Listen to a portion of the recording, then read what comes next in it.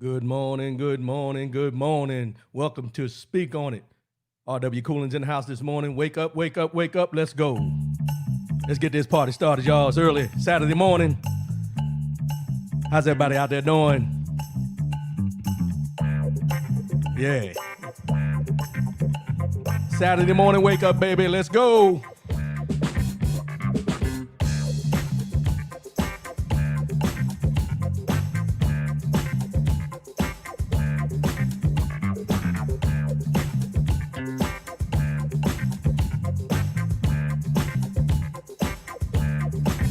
Give me them horns.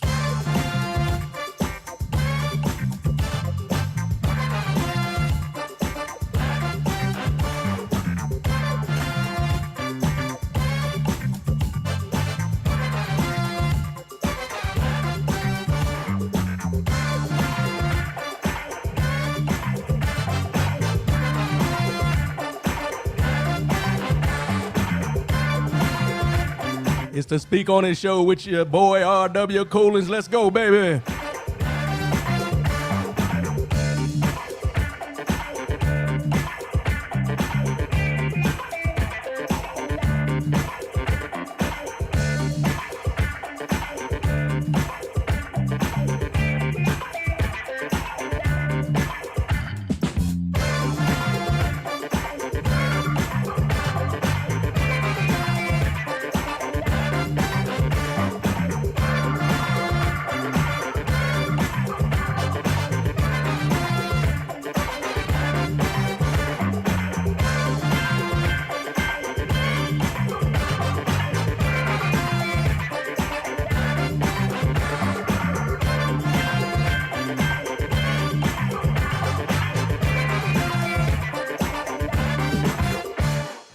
What's going on, everybody? What's going on? As I said before, it's the Speak On It show.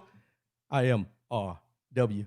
Coolins. Good morning, good morning, good morning. First and foremost, giving honor to the God who allows me to come at you in this manner on a weekly basis. You could have been anywhere, but you chose to be here with me this morning. As you can tell, I'm in a good mood, y'all. This is episode 10 of the relaunch of the Speak On It show, episode 10. I'm excited. We're doing our thing, you know what I'm saying? So we're going to continue doing what we do what we do. Good morning, Wig. Good morning, Wig. I appreciate you tuning in, baby. So this morning, let's get these formalities out the way, then I'm going to get into that. R.W. Coolins. That's all you need to know. Follow me, rwcoolins.com. That's the website. You can go there. You can get to the YouTube. You can get to Spreaker.com. You can get to my Facebook. You can get through everything through the website. Go to the website. Follow me. Also, website, merchandise. T-shirts. They're on the website. Go there, buy your T-shirt, buy one for your loved ones. Hell, buy one for somebody that you know that don't like me. Let them wear it. Just buy it for them. You know what I'm saying? Support the show. Do your thing. Help a brother out. As I said, all proceeds will be put back into the show to give you, the listener, a better show. All right. Call in number 844-904-2665. That's 844. Let me get that right. 844-904-2665. If you look, that's 2665 up, it's COOL. 2665-844-904. Cool. Call in. No matter what the situation is, let your voice be heard. Let your voice be heard, y'all. Come on, call in. If you don't want to call in, hey, send a message through Facebook. We're live on Facebook and YouTube at the same time. So if you really want to if I'm hitting on a topic, something you want to chime in on, feel free. Like I said, we come in as friends, we leave as friends. No matter what the situation is, let your voice be heard. Say what you mean what you say. So this morning, I got a couple different topics I want to touch on, and we're going to start off with this one. Everybody's seen it in the news. Herman Cain. Everybody, I think, remembers who Herman Cain is. Herman Cain, 74-year-old. Herman Cain died from COVID-19, coronavirus, this week. He was a former Republican candidate for president, and currently he is the co-chair of the Black Voices for Trump. That's the position he held at this time. In his past, he was CEO of Godfather, Godfather's Pizza, a couple other different organizations, companies, different things like that. He was a businessman. Let's just put it in there. He was a businessman. He was a cancer survivor, which I didn't know. He was a cancer survivor back in 2006. He was diagnosed with stage 4 colon cancer, and it had spread to his liver.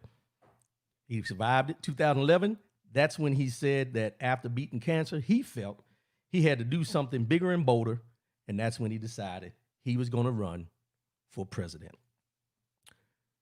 On June 20th, he attended the rally, President Trump rally in Tulsa, Oklahoma. I don't know if everybody's seen it, but I seen the video. Well, let's just the no mask. He didn't have on a mask, didn't wear a mask, took pictures with other fellow Black Voices for Trump members. They were dancing. I seen the video where they were dancing and dancing to Michael Jackson, having them a good time at the rally, but no mask, mind you, no mask the whole time.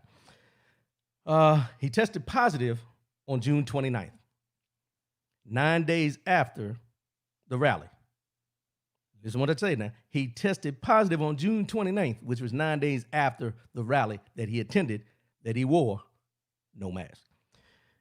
He was hospitalized on July 2nd. July 2nd is when he was hospitalized. But this is what threw me off. They say on his Facebook, on his page, on his Twitter, he weighed in on the July 3rd rally about the no mask policy at Mount Rushmore. Remember, they said they didn't have to wear masks up there because they're outside and everything. And he also mentioned that people are fed up about the mask aspect and having to wear a mask. Now, he was hospitalized July 2nd. Now, I'm trying to figure it out. He was hospitalized July 2nd. However, he made this statement through Twitter on July 3rd. I don't know if he got somebody handling that. I don't know. I can't say. But he died on July 30th. So from July 2nd to July 30th, Herman Cain was in the hospital. He was fighting coronavirus, COVID-19, as they say. He was fighting it. Now, I'm going to transition here in a minute because let me just say this. Rest in peace to Herman Cain. I'm not going to sit here and say, like I've seen some comments of that's what you get for not wearing a mask. That's what you get believing that coronavirus was a hoax. And, all the negative things you can say or you can think of have been said about Herman Cain as far as him not wearing a mask. I'm not going to go there. This is my only question I have. And as I said, rest in peace to him and his family. Oh, and also, Herman Cain is known for the 999. Everybody remembers when he was running for president, it was 999. That meant 9% personal tax, 9% federal sales tax, and a 9% corporate tax. It didn't really catch on, but he kept saying 999, so a lot of people was paying attention to it. 999, 999. Okay. So let me tell you where my concerns come in with Herman Cain's death. Not the fact of he died from coronavirus. Not the fact that he didn't wear a mask. He was a proponent of not wearing a mask. He was riding on the coattails of what was being said in the Republican Party and all that. I'm good with that. You believe it? You believe it. There's consequences to your action, and I always say that. Now, here's where the water gets a little muddy for R.W. Coolins. The water gets a little muddy for me right here because my thing is Herman Cain was the co-chair of Black Voices for Trump, right? But at the same time, he went into the hospital, on July 2nd for coronavirus. Now, he tested positive June 29th. He went to the hospital July 2nd. He was in the hospital from July 2nd to July 30th. So if you add that up, he was diagnosed and died within 30 days, give or take a day. So my question is, where the hell is the hydroxychloroquine that everybody in the Republican Party wants to talk about? That's right, I went there today. Where is the hydroxychloroquine, I hope I'm pronouncing that right, that everybody is talking about? Because here's my thing. If the Republican Party feels so strongly about this, and the president said he took it when he was diagnosed as having COVID-19, what happened with Herman Cain? How come Herman Cain didn't get the hydroxychloroquine? I got it that time, didn't I? Hydroxychloroquine. How come he didn't get it? He was in the hospital for 30 days. They didn't use it on him? I don't know. I'm just asking the question. I'm not trying to minimize his death. I'm not trying to do anything like that. What I'm trying to find out is if this drug is working and supposedly works, why didn't they use it on him? Why didn't they have him taking it? Did they have them taking it? See, we don't hear about the ones that don't make it. We hear the ones that supposedly do make it, just like the ones at the VA hospital that they were given to that died because they were taking the hydroxychloroquine.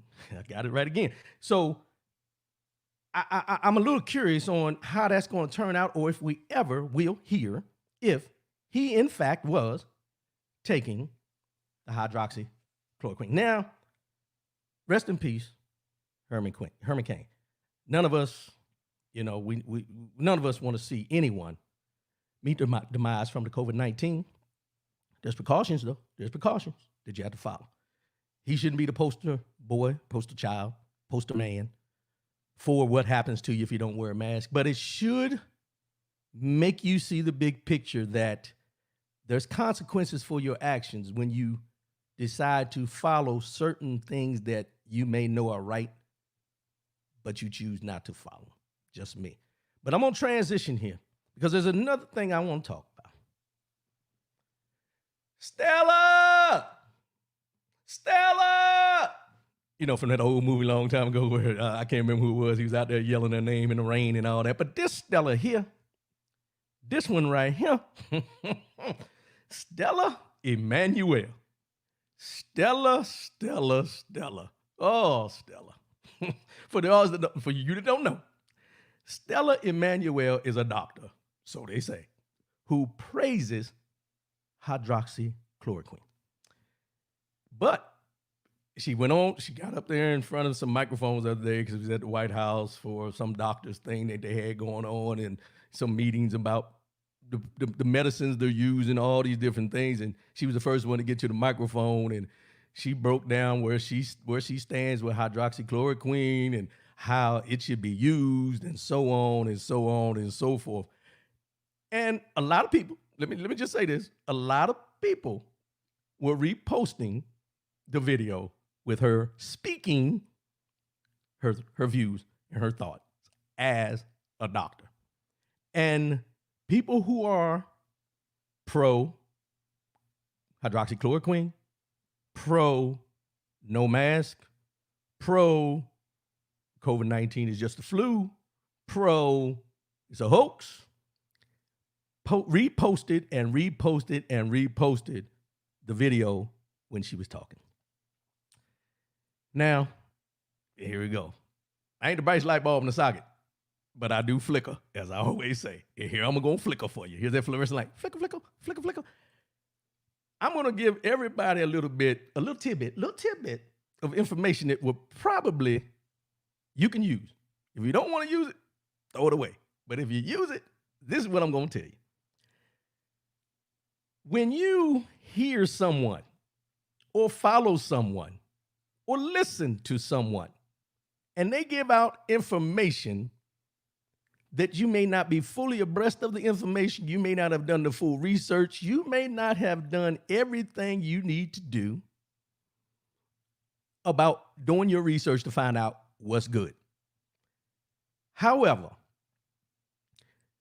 this doctor, let me just break down things that this doctor believes. Now, I'm going to say this, and people will probably get a little upset with me. I'm going to say it.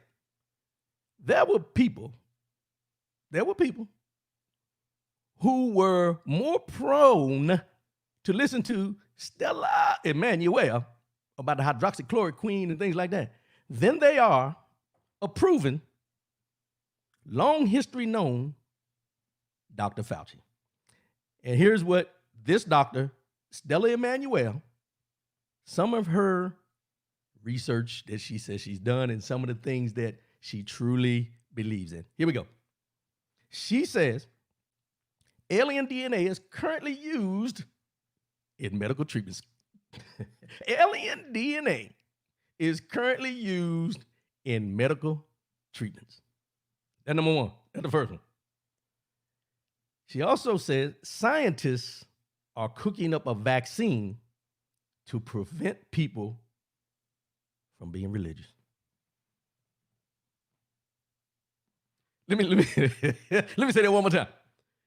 She said scientists are cooking up a vaccine to prevent people from being religious. You know why I got silent there? Because I wanted, I could hear through the microphone and everything, even though I can't hear you, I can hear you. And through my microphone, I heard everybody's little things in their brain bouncing all the while. Like, ting, ting, ting, ting. What? Yeah, she said that. Oh, she said that. Let me go a little further.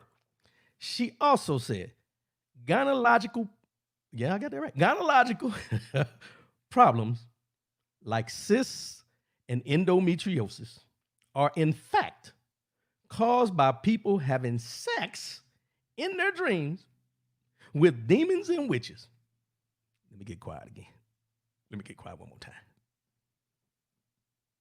Let that marinate. Gynecological problems like cysts and endometriosis are in fact caused by people having sex in their dreams with demons and witches.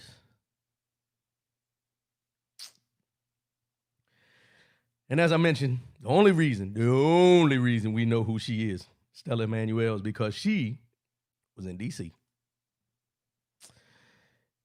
to lobby Congress about the hydroxychloroquine and other things dealing with COVID-19. However, and this is the one that really jumped out at me, in her past, now mind you, she was on the Capitol in Congress talking to congressmen about, you know, the hydroxychloroquine and all these different things. But in her past, she has said that the government is run in part not by humans. No, let me let me stop for a minute. Let me rewind. Let me rewind that. Let me say it one more time. In her past, she has said that the government is run in part not by humans, but by somebody. Y'all hold on to something real quick. Hold on to something. I want you to get this. But by reptilians and other aliens. Reptilians and other aliens. Now, I research, I read things, I look for information to pass on to the masses. I try my best not to make anything up. I try my best to give you the facts that I find. I try my best to do my research before I speak about anything or anyone on this radio. But for Congress to have her come there knowing that these are her views, number one. Number two, for them to listen to her and then to put a microphone in front of her, in front of the Capitol on the steps. What are we doing? What are we doing? Who can we turn to? What the is going on? And they said in one of the articles I read, they said that the people that were with her, the other doctors, when she got on the microphone and she went on this little tirade or whatever, they said that they were trying to push her away from the microphone. Now, I'm going to say this.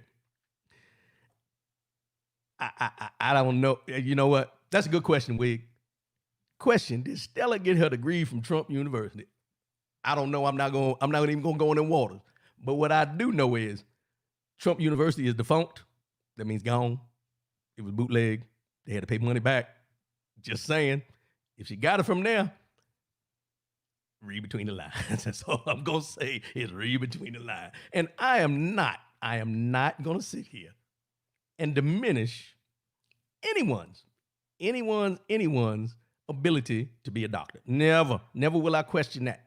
What I'm questioning is her beliefs outside of being a doctor and these beliefs that she mentioned. She may be good at what she does. I don't know. But here's a question I will ask you. If something wrong with you, are you going to see her? Just a question. Are you going to see Stella? Stella! Are you going to see Stella? Nah, I think I'll take the zero on that one. That's just me. But those are the things that I asked this question about Herman Cain, because if you watch your news feed on Facebook, if you pay attention to Twitter, if you listen to different channels, this hydroxychloroquine will come in, then it fades out. It comes in, then it fades out. But the one question I'm asking, what kind of care in those 30 days was Herman Cain given to fight COVID-19? Just a question. And then with Stella, oh, Stella. If she is good, we're in trouble. Yeah, you got a point, Rio. You got a point. We're in trouble. Just putting it out there, y'all. I like I said, I don't question nobody's credentials, but I question what they say in spite of what experience they may have. You can question mine. Okay. I'm good with it because I'm going to defend what I can defend. She can probably defend what she defends, but you lost me with the alien DNA. Just going to put it out there. She lost me, y'all. She lost me. Okay, transitioning. We're going to leave Stella alone. HEALS Act and minimum wage. The HEALS Act and minimum wage. The HEALS Act stands for, well, let me do this first. Let me start off with the minimum wage because I think people need to really listen and really understand when they say minimum wage, what minimum wage really is as far as on the financial side. It's sad, y'all. It's sad. Minimum wage. And I'm just going to break some numbers down to you that I pulled up. In Georgia, well, let me start here. The minimum wage range runs from $5.15 up to $15. The minimum wage range throughout the United States of America runs from $5.15 on the low end up to $15 on the high end. There's 2 states that pay $5.15 minimum wage: Georgia and Wyoming.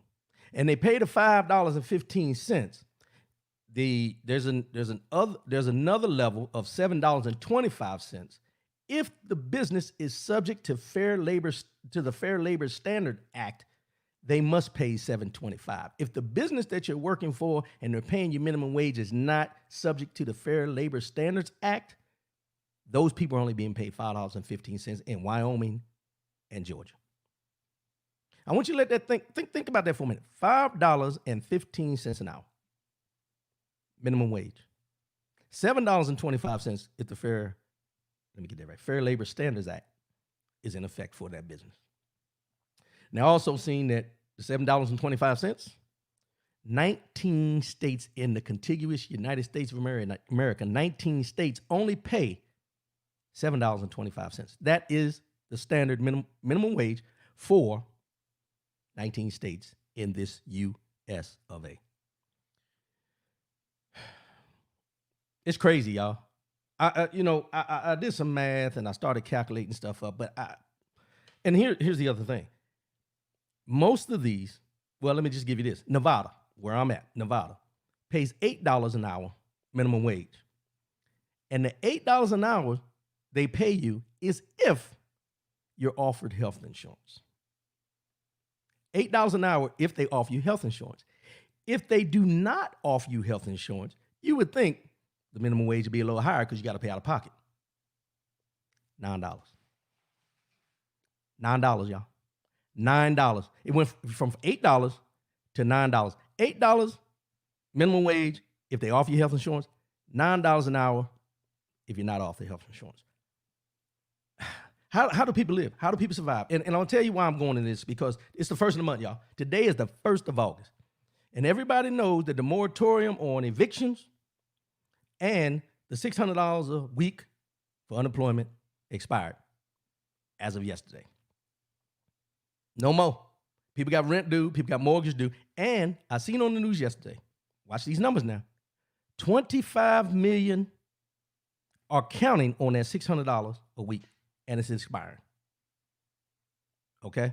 Now, the other part of that is 40 million people could face evictions after the moratorium ends, which is today. 40 million people. You're talking about a total of 65 million people affected by the money, the $600, and the evictions. Now, the reason I put that out there, and let me just say this. So I added up 25 million people, and my math ain't that good when you get into the millions and the trillions and all that, but 25 million people at $600 a week. For 1 week, paying them $600 comes out to $15 billion to cover everybody. And the reason I bring that number up, oh yeah, the HEALS Act. Let's get into this HEALS Act. The HEALS Act stands for Health Economic Assistance, Liability Protection, and Schools Act. This is taking place of the CARES Act, which was what they put into play when they first started giving out the $1,200 and $600. And you're going to get your $1,200. They already said they're going to do another round of the $1,200. So all you got $1,200 first time, you're probably going to get it again. Don't spend it all in one place. Just saying. But they're changing that supplemental payment, the weekly supplemental unemployment, from $600 in this new act goes down to $200.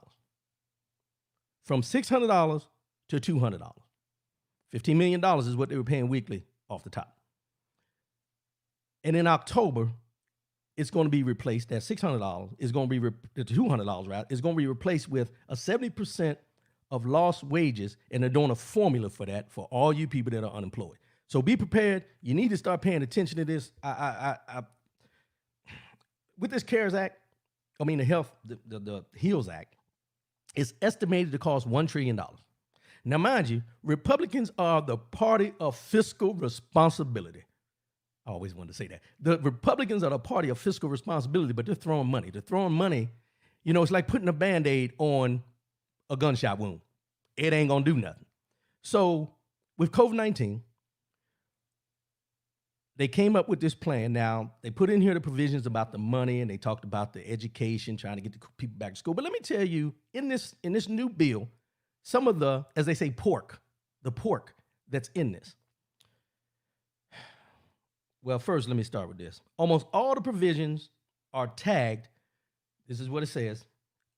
Almost all the provisions are tagged to prevent, prepare for, and respond to coronavirus domestically or internationally internationally. I'm sorry. That phrase appears as a modifier 107 times over the 177-page bill. Let me read that again. All these provisions, talking about the bill, are tagged to prevent, prepare for, and respond to coronavirus domestically or internationally. And this phrase, that specific phrase, is listed 107 times in this 177-page bill. Now, let me tell you why it's in there 107 times.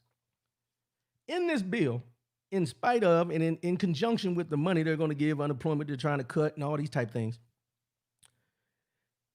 This is crazy.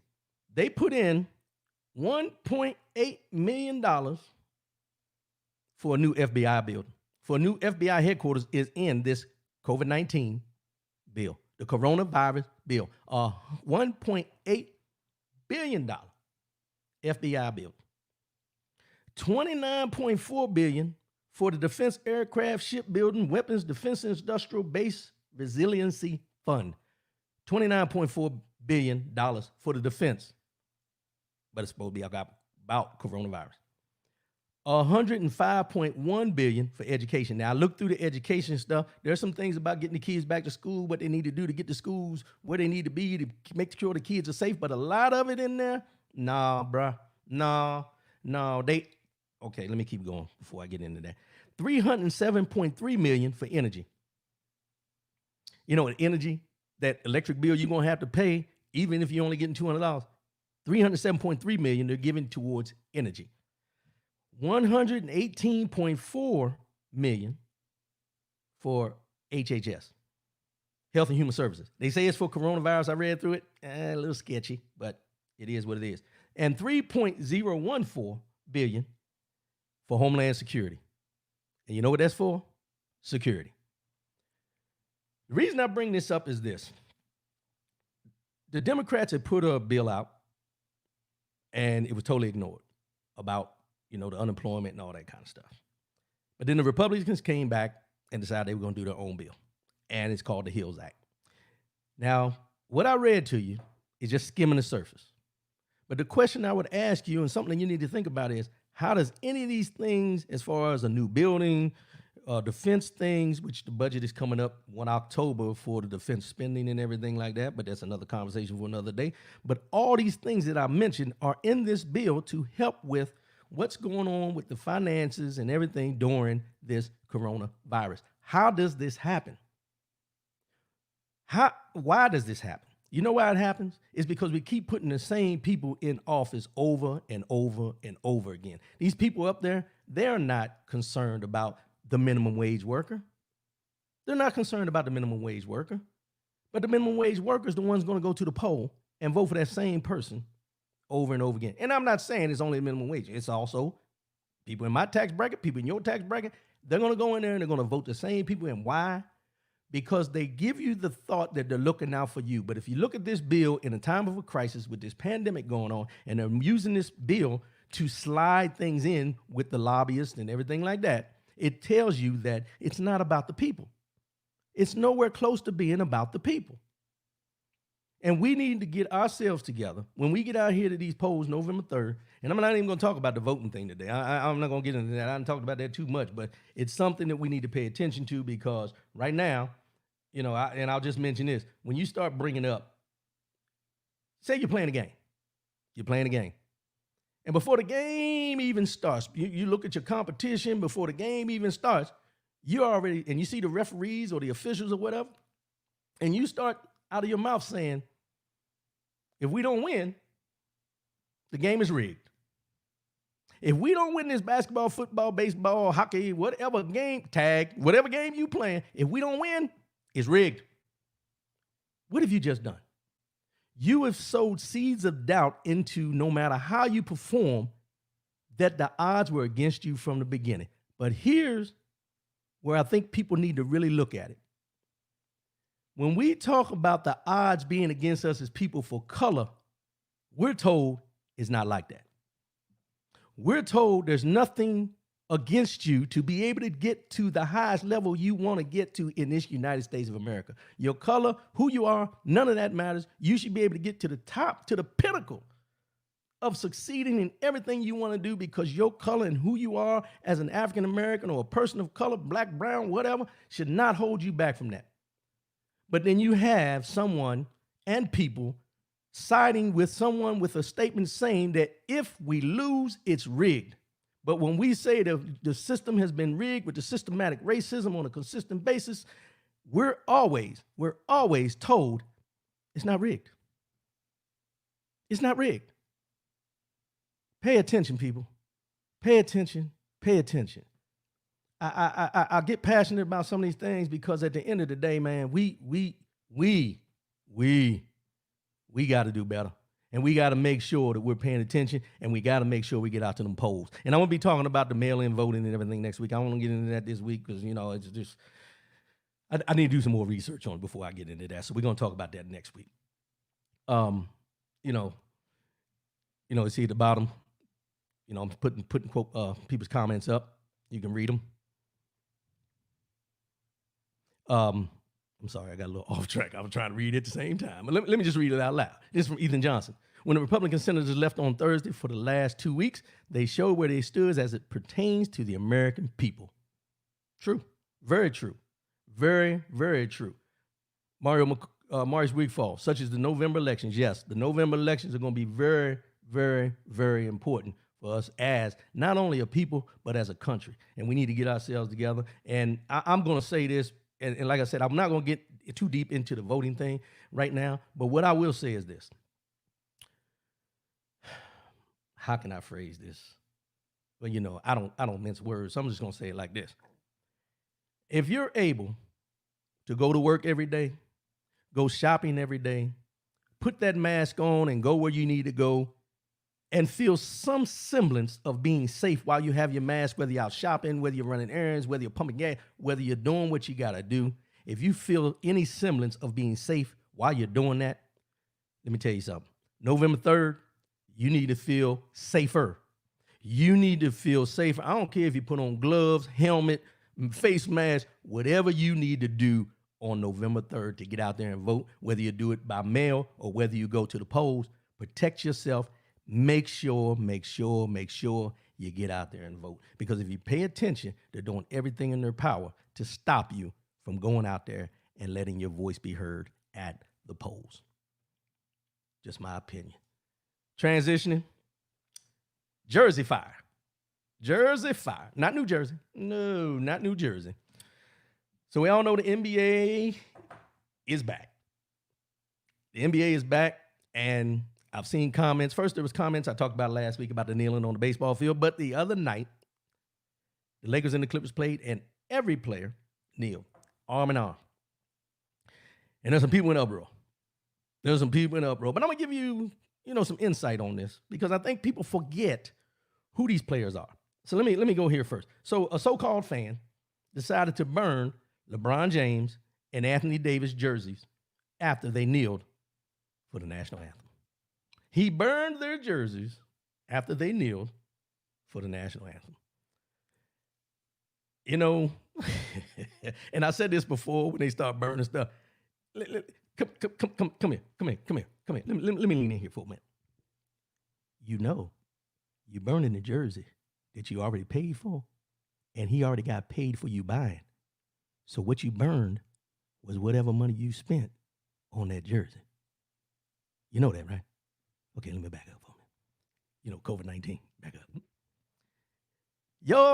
You know what? I was getting ready to call him a dumb, but I'm going to say this. You're free to do what you want to do. But sometimes you got to look at what you're doing. If you paid money for the jerseys and you decide to burn the jerseys, who you hurting? You're not hurting LeBron James or Anthony Davis, because one jersey out of the millions they sell is not going to hurt them. The jersey you just burnt was already sold and paid for by you. He's reaping the benefits of you buying the jersey. So what have you accomplished? The fact of just showing people that you're mad and you burned the jersey. That's it. That is all you have accomplished by doing that. Now, let me get into something real quick about the kneeling and why I think people get lost in this. And this is my observation of with the kneeling and people being upset and where I see it. When these athletes, and no matter what sport they're playing, decide to take a knee, when they decide to take a knee, do you understand who these athletes are? The leagues are, percentage-wise, African-American. No matter what sport you look in, other than hockey, let's be real, other than hockey, but the three major sports, baseball, football, basketball, African-Americans, people of color, because baseball has a lot of, Latin Americans and things like that. So I'm not gonna leave them out of the equation. But what I'm saying is this. Do you know who these athletes are? Are you paying attention to what they look like? George Floyd, African-American male. LeBron James, Anthony Davis, Jason Tatum. I can name a whole roster. I mean, you ain't got to go far. But do you see what they look like? They look like the men and the young men and the women, Breonna Taylor, rest in peace.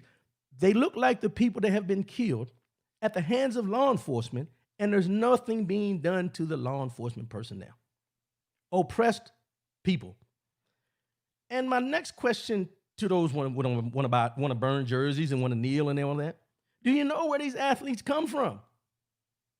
Do you know the neighborhoods? Do you know the environments? Do you know the living conditions and everything that they come from where they feel that they need to take a knee? Because one thing we always say in the African-American community, don't forget where you came from.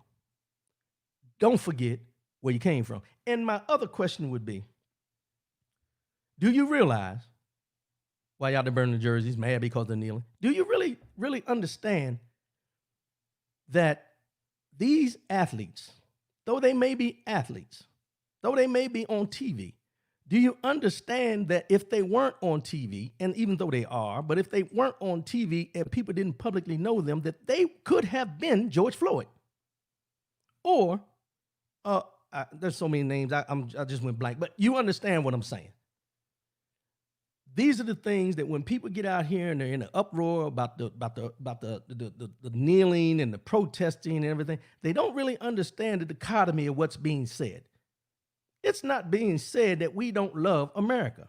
What we're telling you is we don't love the fact of the systemic racism and all the different things that go on in America against people of color. Just saying. So let me make another point on this. There's also this stigma that because they make millions of dollars, that the things that happened to George Floyd, Trayvon Martin, Breonna Taylor, Sandra Bland, these don't affect them.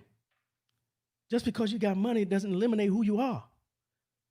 People still see them as African American, black, whatever you want to call it, N-word, depending on who you are. Jason Whitlock at one time said, when they spray painted the N-word on LeBron James's gate of his new home, he said, that don't affect him. He's not in touch with where he comes from.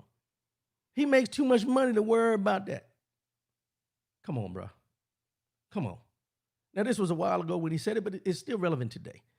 Because my thing is, I just talked about this the other day, Sticks and Stones. Go watch the Just Coolins podcast from the other day.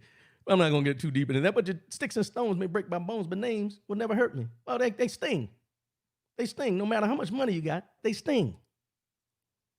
They sting. Mario McCoy.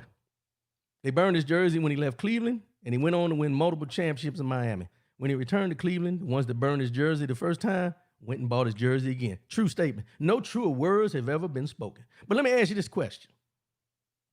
They burned his jersey. They welcomed him back, and now they're burning his jersey again. So my question would be, is it the fact of who he is that they're burning his jersey, or what he stands for? Is it because of who he is, or what he stands for, or what he looks like? Which one is it? Because the thing about it is this. We, as normal, everyday working people, change jobs all the time. And when we leave the job, there's some people that are a little bitter when you leave. But they ain't burning your damn uniform that you had at the job. You know, you leave a job and they say, man, it's jacked up because you're going to greener pastures. You're going to make more money. You're bettering yourself by leaving there. But ain't nobody taking that suit that they issued you or the uniform they issued you and burning it in the effigy saying, good riddance. He betrayed us. But it's a business when they talk about the money that the athletes are getting paid. But it's not a business when they make their decisions of where they want to play. Is it the business side of it? Or is it how he looks and who he is? What he stands for his people. Yes, sir, yes, sir, yes, sir. He does. Oh, and on that note, let me just say this real quick. Michael Jordan, this week, donated a bunch of money to another voting thing, I think. Either way, Michael Jordan is in the mix now, y'all. Y'all can talk about Mike all you want. Back in the day, Mike's a grown man now. He's doing his thing. Some of the things you never knew about, but he's involved in a lot of the things that are going on. Do your research. Do your research. Do your research. Just saying. Just putting it out there. Also, let me finish this up. Athletes, in my opinion,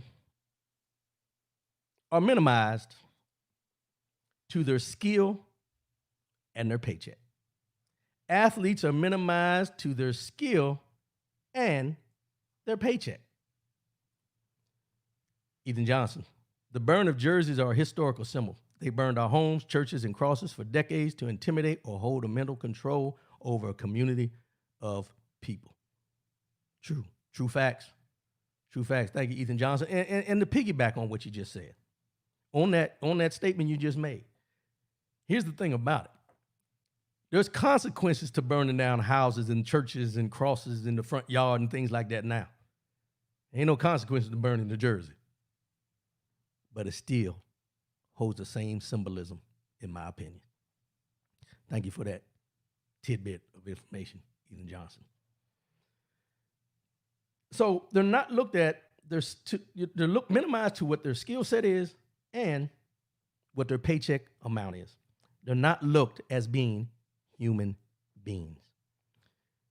The allegiance to them, to the team, is what the fans do. They like certain players and everything, but when that certain player decides to make a decision, it's best for him. Oh Lord, oh wait, we burn it down, Whew. Now here's a question: what if these teams didn't have these athletes? Would you still watch? Would it be worth watching? Remember when they had the scabs or the scrubs or whatever when the NFL went on strike? What'd you think about that back in the day? What'd you think about that? Okay. So people are truly out of touch. And what they need to realize is these athletes, male, female, because the WNBA is taking these as well, who are being underpaid as far as I'm concerned. But most of these athletes that they have this disdain for because of what money they make or the decisions they make or how they voice their opinion or if they decide to leave.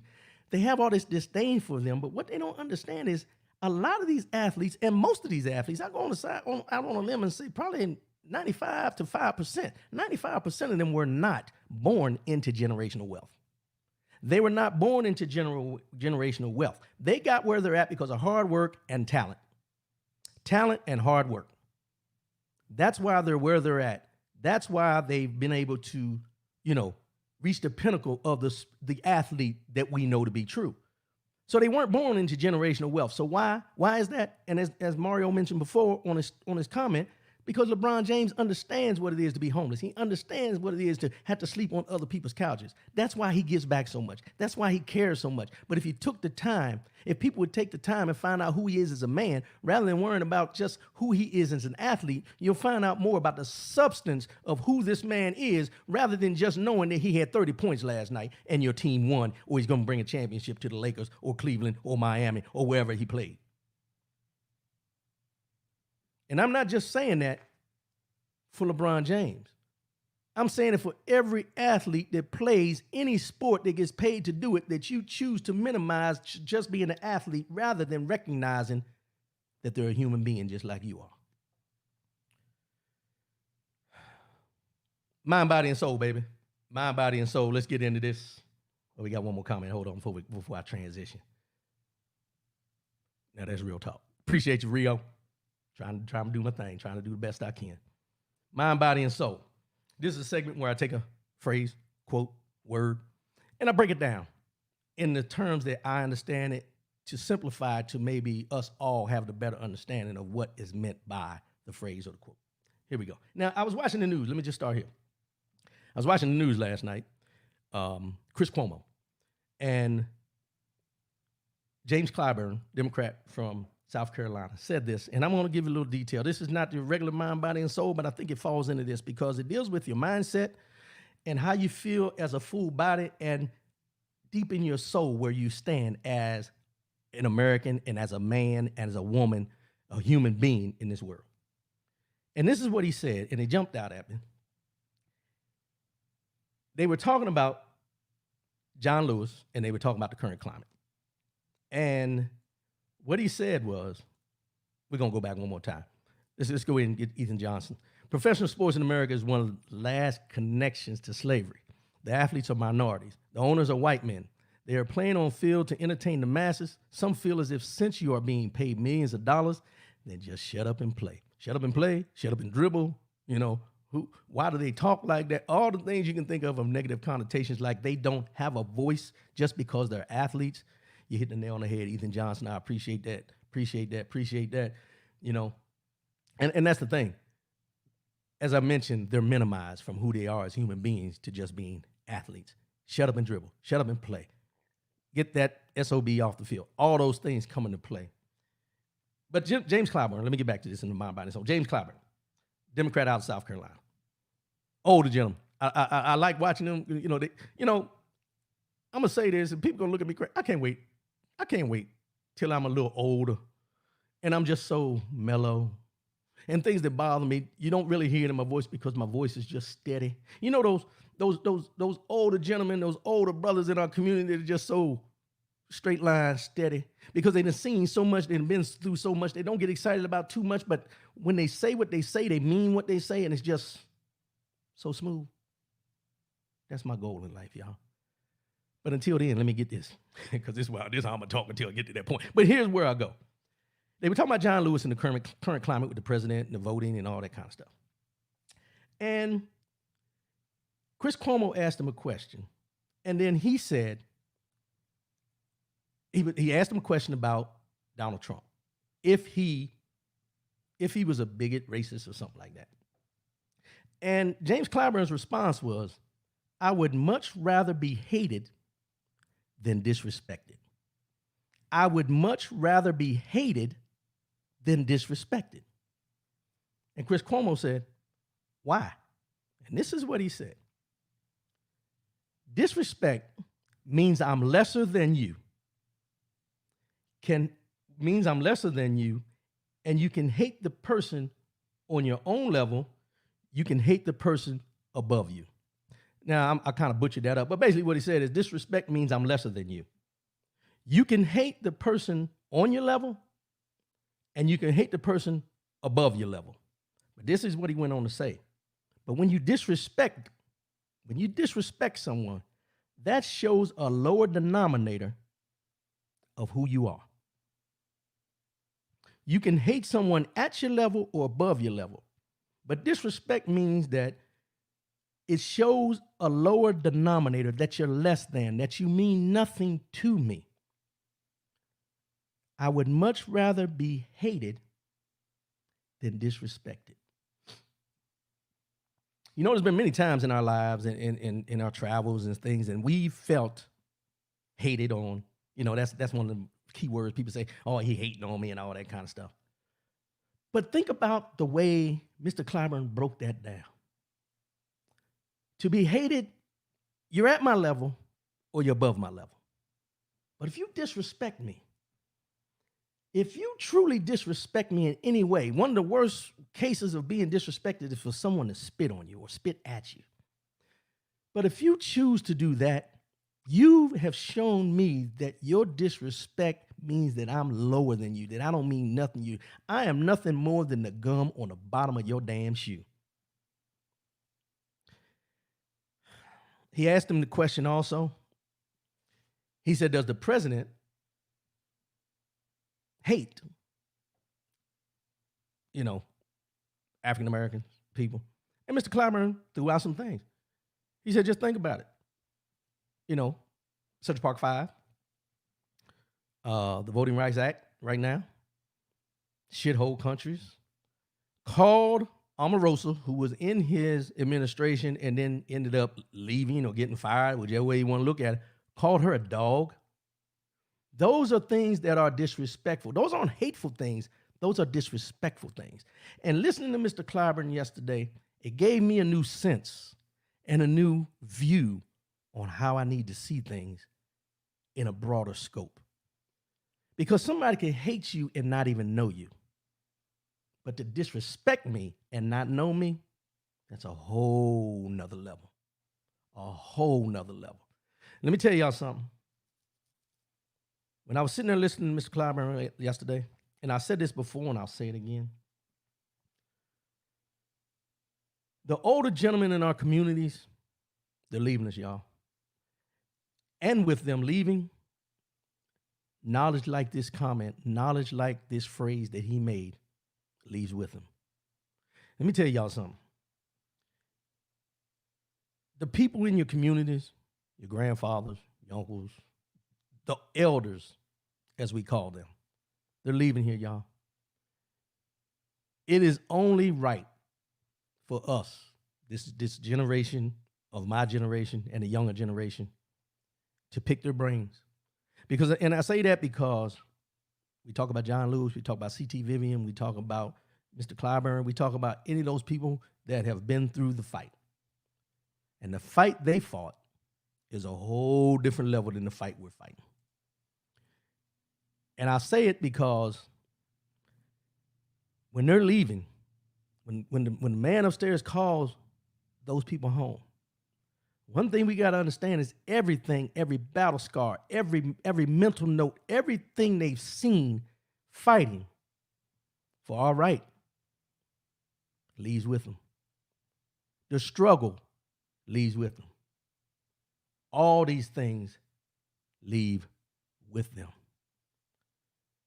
Let me tell you something.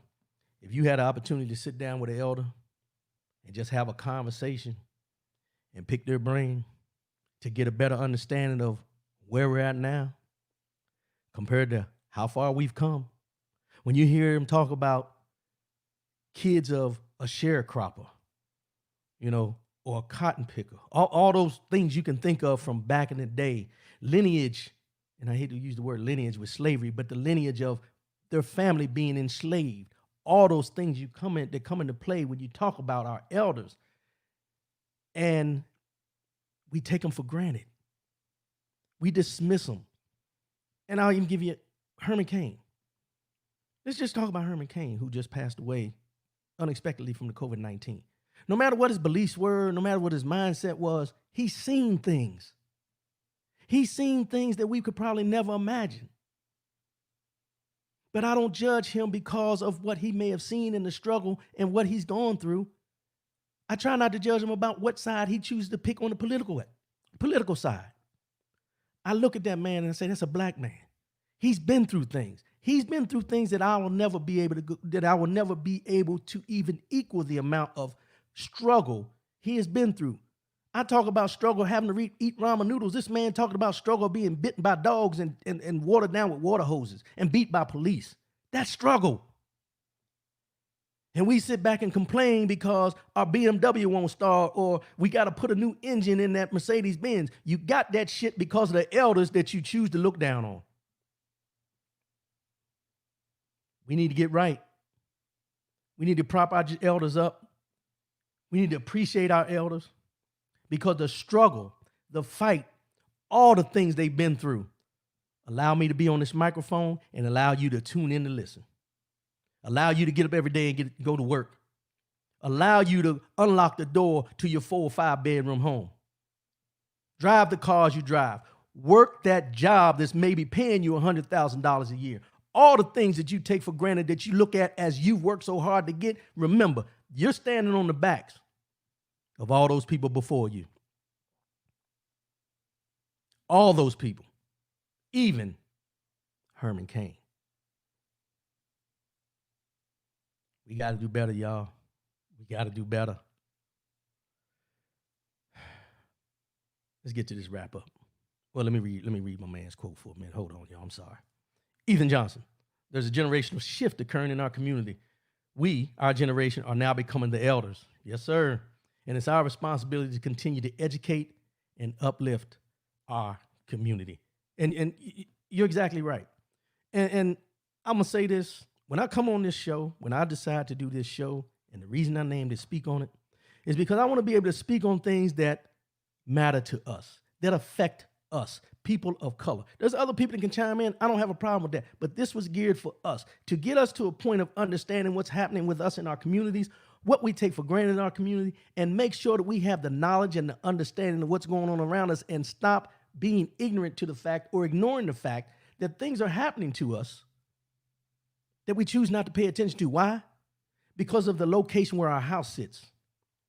Because of the car we drive. I can go through all those different things that are material things that we think have so much value. That's a song. The things that we think have so much value that eventually when you're gone, I was telling somebody the other day, I said, we sit back, we think about the job we have and the car and where we live and all these different things that are material. But at the end of the day, if you were to die tomorrow, somebody else would be driving that car, somebody be working that job, and somebody be living in that damn house. When you choose to put things before people, whether it's your family, friends, or otherwise, when you choose to put these things before people, and you choose to live a lifestyle of the rich and famous while forgetting where you came from and respecting your elders and talking to your elders and all the things I've talked about today, we need to get it right. And it's up to us. It's up to our generation to take that torch and start carrying it. John Lewis shouldn't have had to carry that torch till his dying day.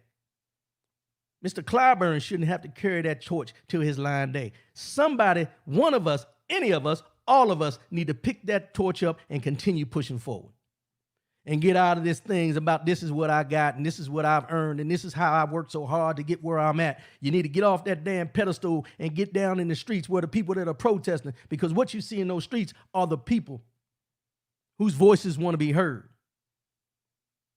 But we sit and watch it on TV, on CNN, Fox News, and let them dictate how we feel about those people out there protesting when we should be standing arm in arm with them.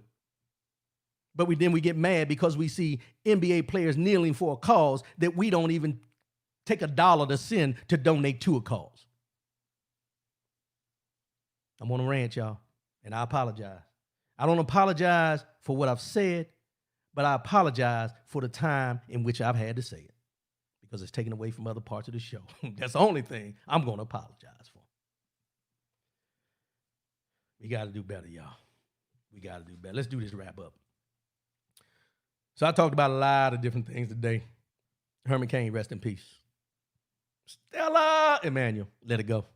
Somebody check her credentials. Somebody check her credentials. And like I said, I ain't saying she ain't a doctor, but she ain't a doctor that knows a whole lot about things other than aliens and reptilians. I'm just saying. Is she a zoo? Does she work at a zoo? I don't know. The HILls Act, minimum wage. Hey, do your research on that because your neighbor, I'm just going to put it out here, your neighbor could be one of those people making $7.25 an hour. You don't know. You know why? Because we don't talk to our neighbors no more. We just don't know. The HILls Act, there's a lot of pork in there. There's a lot of people that are going to get paid from this. There's a lot of people that are going to benefit from this new one, but it won't be the people who truly need it. Burning jerseys. You know what? I can't even talk about that no more because at the end of the day, let the fools burn them. Let the fools burn them. I'm still going to watch the games. I'm still going to support, and I'm still going to be part of the solution, not the problem. James Clyburn, I appreciate you. I appreciate everything you've done, whether I even have knowledge of everything you've done. But just to hear you speak, to hear what you stand for, to know that you've been through the struggle, I truly appreciate you. Not only as a black man, but as a fighter to get to where you're at. Because as long as you've been up there, it wasn't easy to get there. And you decided to fight that battle. Many of them fought that battle to be able to sit there and make impact on what happens to us. Not only us as a people, but on the United States of America. I appreciate everybody tuning in. You could have been anywhere, but you chose to be here with me. I appreciate everybody listening. I went a little over today, but you know what? I'm not going to apologize for that because what I always say is if you got a conversation, it's a good conversation. Why cut it off? Because of time. Because time waits for no one. Father Time is undefeated, and I refuse to let him catch me in this race I'm running. When he decides to catch me, trust and believe me, I either tripped or I slowed down, and I'm not slowing down yet, and I sure ain't going to trip. Make sure you go to rwcoolings.com. Check out the merchandise. Like all the social media platforms. Keep following me. This is the 10th episode. And going forward from today, I will start having some interviews on the show. Now that we in this rhythm, now that we're going to have some other insight coming in. I appreciate everybody who put comments in today, man. I tell you, it's good to have that. Good insight, good feedback, and all that. And I appreciate, like I say, I appreciate y'all tuning in. Continue to listen in. We're going to get this where this is going to be one of the voices. My goal is to get not just me as a voice in the community, but this show, along with you, putting your comments in, putting your insight in, and getting this show to a point where people want to know what's happening on the Speak on the Show. Not what's going on with RW Coolings. What is going on over there on the Speak on the Show on Saturday mornings? I need to tune in and see what's really going on. I appreciate everybody. And as I always say, love yourself, love one another, keep your head up, and most definitely, keep your faith in God. If you don't do anything else, keep your faith in God. He'll help you get through. I love y'all. I'll see y'all on the radio, see you on the video, and I'll see you Wednesday, New Just Coolings podcast. Talk to me. I appreciate y'all. Love everybody. Holla. Peace.